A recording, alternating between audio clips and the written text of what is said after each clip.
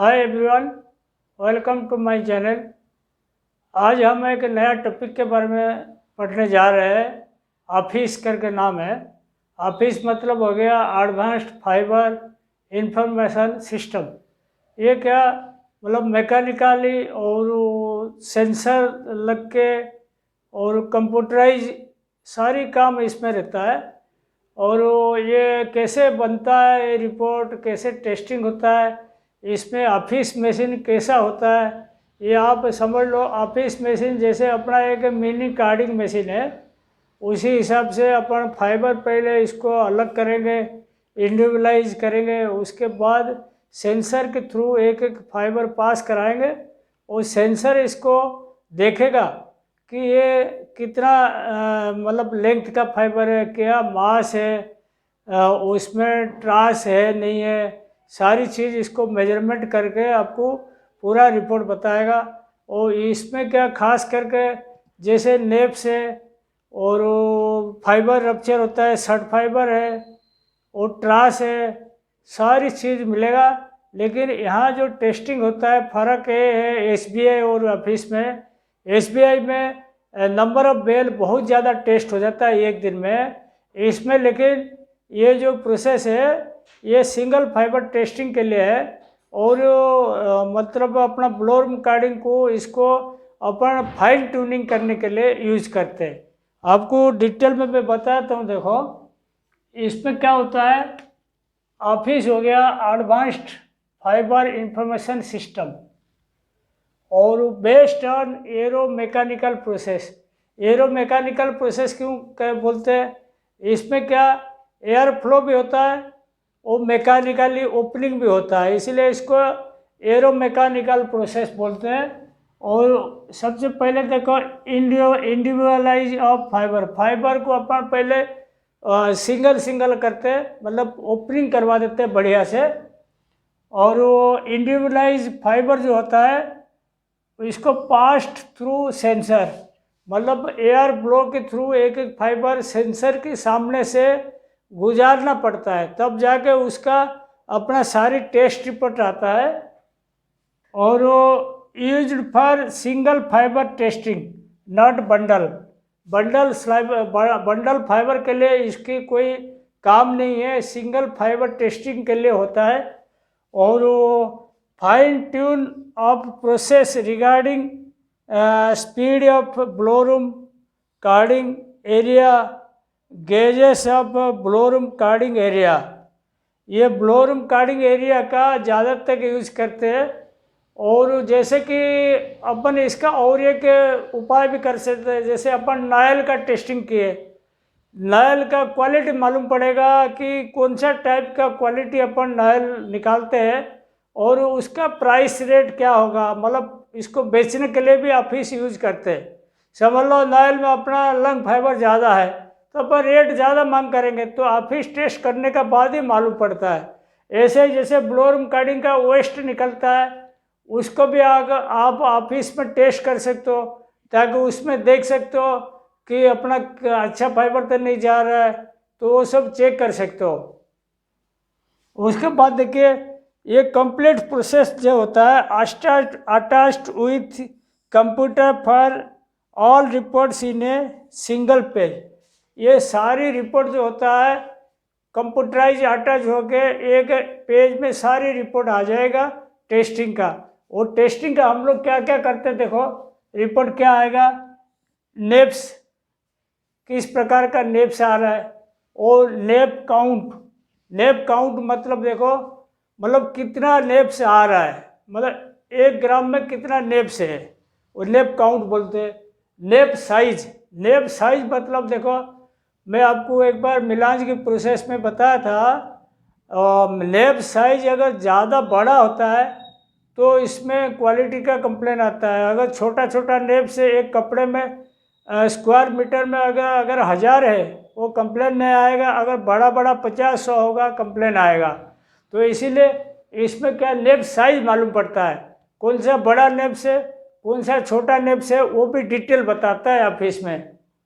और एनआरई मतलब nap removal efficiency, अपन बार बार ये चीज़ बोले हुए, कार्डिंग का कुम्बर में एनआरई निकालते हैं, कुम्बर का भी स्लाइवर आप ऑफिस करा सकते हो।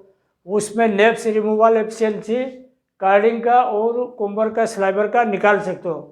उसके बाद देखो लेंथ, फाइबर का लेंथ कितना है और ये भी मालूम पड़ जाएगा। लेंथ से भी मतलब लेंथ जितना है उसमें डिफरेंस कितना है, कितना छोटा बड़ा है, वो सी भी निकालने के लिए है।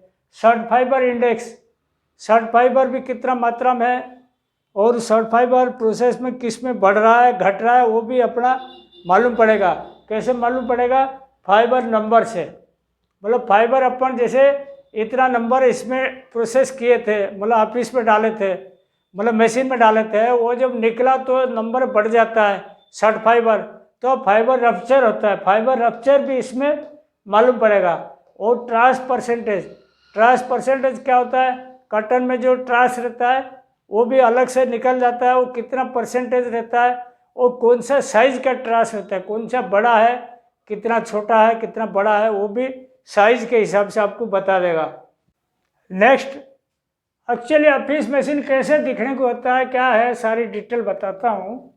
देखिए इसमें 2 सिलेंडर है, एक इसमें परफोरेटर वाला, इसमें अंदर छेद है, परफोरेटर टाइप का पूरा सिलेंडर है, और उसका ऊपर अपन पिन है, और इसमें एक फीड रोल है।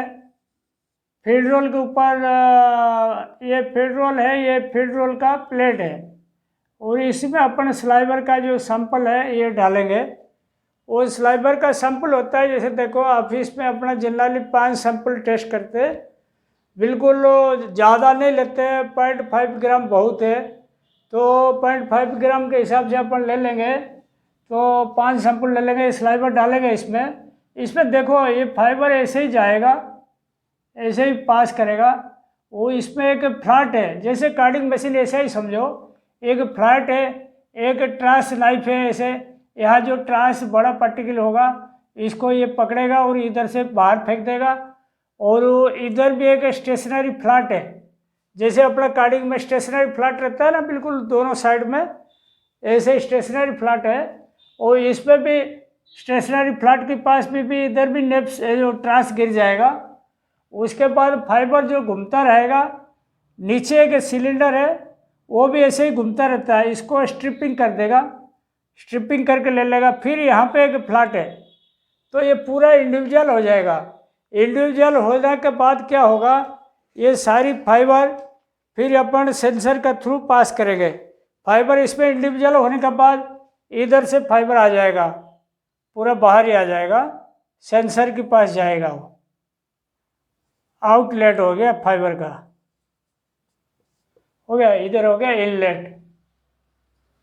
यहाँ स्लाइवर डाले, ऐसे घुमा घुमा, फिर इधर से लेके यहाँ आ गया। वो दोनों है पिन टाइप का सिलेंडर है, आपको बोल रहा हूँ बार बार। और ये यहाँ पे एक स्लिप लगा हुआ परफोरेटेड टाइप का, वहाँ पे क्या वो मतलब फिल्टर जैसा हो जाता है। और उसके बाद ये फाइबर यहाँ फ्लैट रहता है, पिन टाइप बीटर रहता है, पिन टाइप का सिलेंडर। और ये सब ओपनिंग होके इधर सेंसर के पास जाएगा, इधर से फाइबर, और ट्रांस यहाँ गिर जाएगा, यहाँ गिर जाएगा, यहाँ गिर जाएगा। और ये जो निशान लगा, ये डायरेक्शन ऑफ रोटेशन, किस रोटेशन में, ये ऐसे घूमेगा, ये ऐसे घूमेगा, तो यहाँ से स्ट्रिप करके ले लेगा, ठीक है। और उसके बाद देखो जैसे अपना ओपनिंग हो गया ना, उसके बाद देखो फाइबर जो आता है यहाँ से फीड हुआ, जैसे फीड हुआ तो ये फाइबर जो एक कोनिकल टाइप का एक एयर ब्लो पाइप है, मतलब ऊपर से जब फाइबर आएगा नीचे की साइड और थोड़ा पतला रहता है, तो सेक्शन और तेज हो जाता है, वो इसमें और बढ़िया इंडिविजुअलाइजेशन हो जाता है। और देखो मैंने ब्लू कलर का निशान लगा ना इसमें, ये फाइबर सब एक एक करके पास होगा। फाइबर जो पास होगा एक एक करके, वो कितना टाइम में पास होगा और कितना मास का है। ये जो फोटो सेंसर लगा हुआ, यहाँ से देखो, यहाँ लाइट डालेगा, वो फोटो इसका सेंसिंग करेगा, इसी से मालूम पड़ेगा ये डिटेक्टर है, ये इसको डिटेक्ट करेगा वो कितना लेंथ का फाइबर था, वो कितना मिनट पर पास हुआ और उसका सरफेस का कितना मास रहा, मास और लेंथ दोनों चीज़ इसमें मेजरमेंट हो जाता है, और इसमें ट्रास भी रहेगा, वो भी दिख जाएगा। ठीक है, ट्रास थोड़ा बहुत रहता है, वो भी दिख जाता है। नेक्स्ट अपना जैसे कि हम बताए थे, फाइबर अपना ओपनिंग हो गया, फिर बाद में सेंसर का थ्रू पास करेगा इसको, और इसमें ये सारी चीज़ अपन की रिपोर्ट में आएगा। तो सबसे पहले देखिए नेप्स। नेप्स क्या होता है? नेप्स ये होता है फाइबर एंटेंगलमेंट। वो फोटो सेंसर जो है, वो जो फाइबर अपना सीधा होनी चाहिए। कोई फाइबर ऐसे गया, यहाँ थोड़ा मुड़ गया, यहाँ हो गया, या ऐसे गया, यहाँ मुड़ गया, तो जो मुड़ा हुआ रहेगा ना, इसको नेप्स ही कहेंगे। जो बिल्कुल उलझा हुआ रहेगा, पूरा सीधा सीधा फाइबर नहीं रहेगा, वो नेप्स ही कहलाता है। और ये इसका एप्लीकेशन कहाँ, मतलब ये कहाँ इम्पैक्ट देता है? इम्परफेक्शन। अगर नेप्स ज़्यादा होता है, इम्परफेक्शन बढ़ता है। जैसे अपन बोलते हैं ना, नेप्स फाइबर साइज का 2 गुना बड़ा है तो नेप्स ही कहलाता है। वो 2 गुना से प्लस होता है, तो 2 गुना से प्लस जो होगा नेप्स होगा। फिर उसके बाद देखिए नेप्स काउंट। नेप्स काउंट मतलब 1 ग्राम सैंपल पे अपना कितना नेप्स पास हुआ, इसको नेप्स काउंट बोलते हैं। जैसे अपना बोलते हैं ना कि 60 नेप्स आया 1 ग्राम से,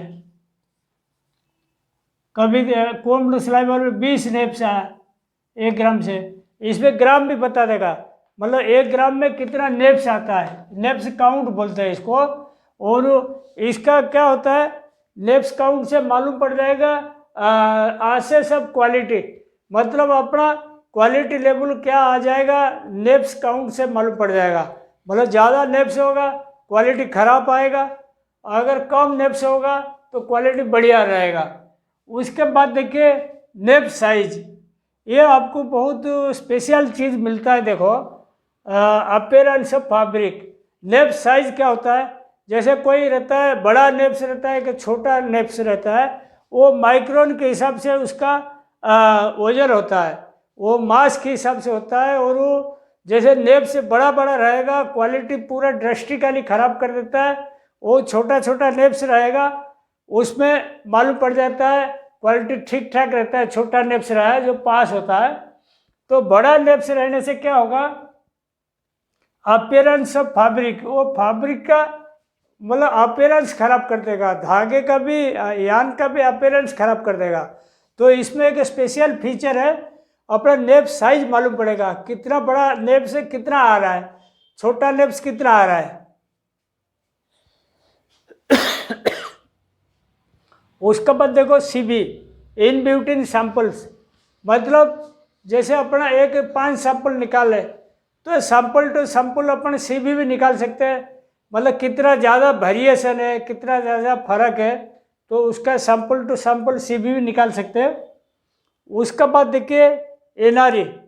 एनआरई के बारे में मैंने आपको कई बार समझा चुका हूँ। कार्डिंग में एनआरई निकालते हैं, कुंबर में निकालते हैं, अपना वो वाला टॉपिक आप देखिए, डिटेल कैलकुलेशन बताया गया।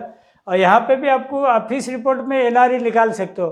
देखो इनपुट मतलब हो गया अपना जो रॉ मटेरियल अपन डाले, और ये रॉ मटेरियल जो निकाले, और उसके बाद फिर रॉ मटेरियल जो डाले, ये नेप्स कितना था, ये कितना नेप्स है, मतलब बाहर जो माल निकला उसमें कितना नेप्स रहा, और ये टोटल नेप्स जो था पहले का इंटू 100, ये एनआरई आ जाएगा, नेप रिमूवल एफिशिएंसी। कुंबर और कार्डिंग चैप्टर में जाइए, पूरा क्लियर आपको मालूम पड़ेगा। और ये क्या होता है, कार्डिंग का वेयर कंडीशन, ब्लो रूम का बीटर का वेयर कंडीशन, और कुंबर मशीन का, टॉप कॉम्ब का और यूनिकॉम्ब का उसका मतलब टीथ का कंडीशन मालूम पड़ जाएगा, वेयर का कंडीशन। अगर कोई कार्डिंग मशीन या कुंबर मशीन डैमेज होगा या ब्लो रूम का बीटर लैग डैमेज होगा, उसे मालूम पड़ जाएगा कि अपना एनआरई कम आएगा, नेप से रिमूव होगा नहीं। उसी हिसाब से देखिए length, mean length mass, fibre length single, मतलब फाइबर जैसे अपना मैंने बताया था ना, सेंसर से ऐसे पास करता है सीधा सीधा एक एक करके, तो उसमें लेंथ कैसे दिखता है, मतलब जैसे ये लंबाई है ना, ये लंबाई कितना देर में पार हुआ, वो वेट बेसिस पे चेक करता है कि इतना वजन का है, ये इतना देर में पास हो गया, तो उसी हिसाब से वो लेंथ निकालता है और ये एक एक फाइबर का निकालता है। एसबीआई में केस में ऐसा नहीं, लेंथ सीबी आज पर मास, ऐसे लेंथ सीबी भी निकालेगा, एक एक फाइबर कितना कितना लेंथ का था वो डिटेल उसका लेंथ सीबी भी निकाल कर देगा। ये जो लेंथ निकलेगा एसबीआई में अपन जो 50% का फाइबर स्पान लेंथ बताया था उसके इक्विवेलेंट है। और ये जो सीबी निकलेगा लेंथ सीबी, ये स्पिनिंग क्वालिटी को अफेक्ट करेगा। अगर सीबी ज़्यादा है स्पिनिंग क्वालिटी ख़राब करेगा, क्वालिटी ख़राब आएगा धकेगा। अगर सीबी कम रहेगा तो क्वालिटी बढ़िया आएगा। तो हम अभी कवर कर लिए नेप्स काउंट, नेप साइज और एलआरई लेंथ सीबी। तो यहाँ तक हम लोग अभी कवर कर दिए। नेक्स्ट देखिए अपना एसएफसी के बारे में बाकी था। शॉर्ट फाइबर कंटेंट बोलते हैं। शॉर्ट फाइबर जो आपको पहले एसबीआई में बताया था ना, 12.7 mm से कम या आधा इंच से जो कम फाइबर, इसको शॉर्ट फाइबर बोला जाता है। तो शॉर्ट फाइबर कंटेंट जो होता है ये सब वेट में आता है। यहाँ ऑफिस में कोई भी चीज़ है लेंथ नाप के नहीं आता, वेट के हिसाब से वो डिसाइड करते हैं कौन सा शॉर्ट फाइबर है कौन सा लॉन्ग फाइबर, जो भी है मास बेसिस पे सब चेक होता है। तो 12.7 mm से जो कम है, सेम आज एचबीआई एसएफआई, एसबीआई में अपन जो पढ़ते थे ना शॉर्ट फाइबर इंडेक्स, और ये सेम है। तो 12.7 mm से जो कम वाला फाइबर एसएफसी में गिनती में आएगा। यूकेल वेट में आता है। अपर क्वार्टाइल लेंथ लॉन्गेस्ट 25% फाइबर, जो फाइब्रोग्राम बनाते हैं ना, जैसे 25% जो सबसे लंबे फाइबर है उसका जो लेंथ रहता है वो भी सब इसमें मास में डिसाइड होता है, मास के हिसाब से मालूम पड़ाता है। जैसे एसबीआई में अपन अपर हाफ मीन लेंथ बोलते हैं, एंड नहीं तो 2.5% स्पान लेंथ है, उसका इक्विवेलेंट है, वो भी एक फिगर आता है 25% लॉन्गेस्ट फाइबर का लेंथ। और length number mean length fibres, तो मीन लेंथ जो होता है, जो फाइबर का मीन लेंथ, वो भी मास से डिसाइड करते कितना है, ये कितना mm का है, क्या है फाइबर लेंथ जो अपन स्पिनिंग के लिए यूज करते। देखो मीन लेंथ फाइबर नंबर ये स्पिनिंग के लिए यूज करते। फाइबर लेंथ इन स्पिनिंग जो अपना एसबीआई में लिखते हैं ना, फाइबर लेंथ कितना रहा वही इक्विवेलेंट है। लेंथ सीबी, लेंथ सीबी क्या है, जैसे लेंथ में वेरिएशन ज़्यादा, जैसे 30 mm का फाइबर लिया तो 25 का है, 26 का है और 31 का है। जब बहुत ज़्यादा फर्क रहता है तो सीबी बढ़ जाता है। सीबी बढ़ने से क्वालिटी ख़राब हो जाता है, fibre to fibre length CV बढ़ जाता है। तो सीबी वेरिएशन से अपना स्पिनिंग क्वालिटी बिगड़ जाता है। और देखो ट्रास काउंट, ट्रास इसमें 2 प्रकार का आता है। जैसे 500 माइक्रोन से ऊपर आता है, बड़ा होता है, इसको ट्रास बोलते हैं। वो बिल्कुल बारीक बारीक आता है। 500 माइक्रोन से जो कम आता है इसको डस्ट में गिनती करते हैं। ये हो गया ट्रास का। ऑफिस मशीन का सबसे इम्पोर्टेंट यूज देखो, टोटल नंबर ऑफ फाइबर, मतलब जैसे अपन सैंपल लेके डालते हैं ना, उसमें कितना फाइबर था। और जैसे अपना मतलब बीटर से पहले, एक बीटर से पहले या कार्डिंग से पहले, फिर कार्डिंग के बाद या बीटर से बाद, जो सैंपल अपन 2 टेस्ट करते, दोनों में कंपैरिजन करते अपन कितना फाइबर था। और अगर फाइबर नंबर बढ़ जाता है, जो आउटकमिंग स्लाइबर में या सैंपल में फाइबर नंबर बढ़ जाता है, तो समझ लो वो क्लियर है कि फाइबर टूटता है, रप्चर होता है। नंबर ऑफ फाइबर बढ़ गया कहते हैं, अपन इतना फाइबर डाले बढ़ गया कैसे, तो मतलब शॉर्ट फाइबर जहाँ पे बढ़ जाता है, नंबर ऑफ फाइबर बढ़ जाता है, तो उसे अपन को फाइन ट्यूनिंग करना पड़ता है। कहीं बीटर स्पीड कम करना पड़ेगा, कहीं गेजेस चेंज करना पड़ेगा, कहीं ये मतलब कार्डिंग में गेजेस चेंज करना पड़ेगा। ये जैसे फीड प्लग टू लिक्रिन गेज है, ये सब सेट करना पड़ता है। तो अब इसका सबसे इम्पोर्टेंट है, तो ये इसका नेप सेटिंग करना और वो मशीन का गेज वगैरह सेटिंग करना, और वो सारी चीज़ फाइन ट्यूनिंग के लिए ऑफिस का यूज होता है। और वो किसी किसी कंपनी में देखो जैसे ऑफिस नहीं है, हम लोग आर्टिरा सिट्रा बिट्रा जो रिसर्च सेंटर है उनको पेमेंट बेसिस में सैंपल भेज के ऑफिस करा सकते हैं। उसमें करने से क्या होता है, तो आप तो एक आपकी क्वालिटी मेंटेन रहेगा। मैं तो बोलता हूँ आप हर 15 दिन महीने में ऑफिस टेस्ट कर देना चाहिए।